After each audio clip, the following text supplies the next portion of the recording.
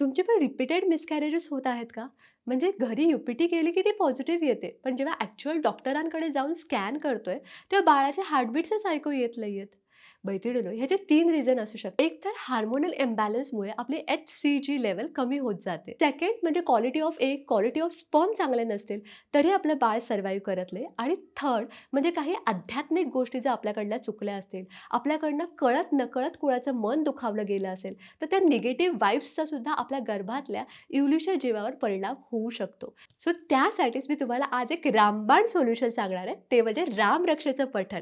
आपल्याला गुढीपाडव्यापासून रामनवमीपर्यंत रामरक्षेचं शास्त्रशुद्ध पठण हे चढत्या क्रमाने करायचं आहे. म्हणजे गुढीपाडव्याच्या दिवशी एकदा, मग त्याच्या दुसऱ्या दिवशी दोनदा, असं करत करत रामनवमीला आपल्याला 9 वेळेला रामरक्षेचं पठण करायचं आहे. हे सोल्युशन तुम्हाला सांगण्याआधी गेल्या वर्षी मी माझ्या स्टुडंटला सांगितलेलं. आम्ही त्यांना शास्त्रशुद्ध पद्धतीने ही रामरक्षा म्हणायला शिकवलेली.